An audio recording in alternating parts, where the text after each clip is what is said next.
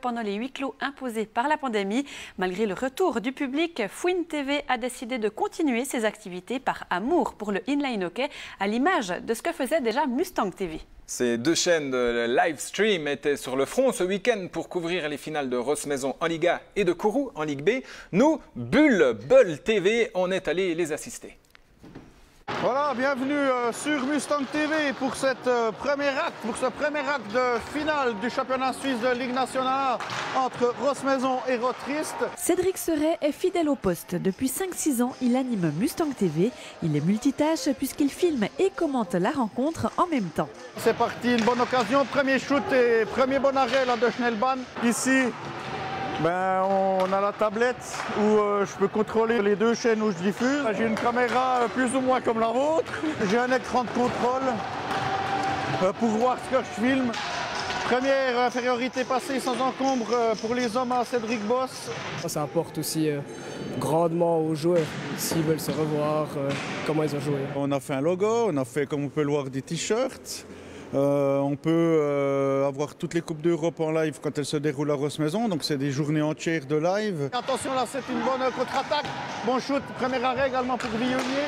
La Fédération suisse de inline hockey a décidé de soutenir ces initiatives. On est sur un budget entre 7 et 10 000 francs à la Fédération. On a vraiment comme idée de pouvoir couvrir toutes les ligues, aussi chez les petits. Par exemple, on a couvert toutes les finales juniors. Et l'année prochaine, si tout se passe bien, on pourra aussi suivre les équipes nationales et les différentes Coupes d'Europe. Après cette défaite 5-3 contre Rotrist, les images ont servi pour entamer au mieux l'acte 2, dans lequel Rossmaison s'est imposé 8-3.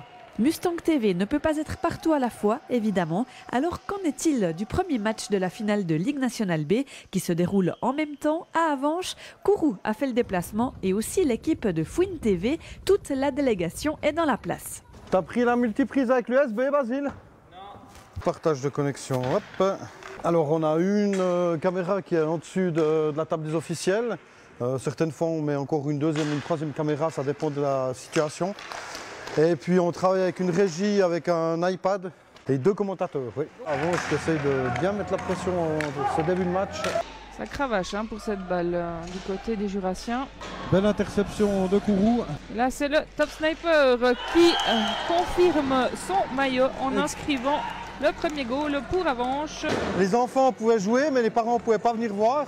Donc on a décidé de filmer les matchs en direct pendant le confinement.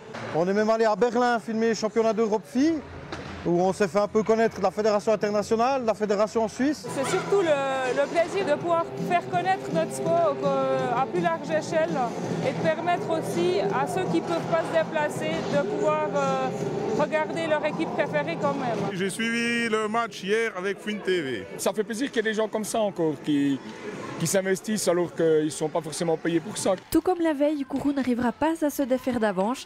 Les Jurassiens se sont inclinés dimanche 7-5. Rendez-vous pour l'acte 3 sur Fouine TV le week-end prochain. Cynthia Maté, est-ce que vous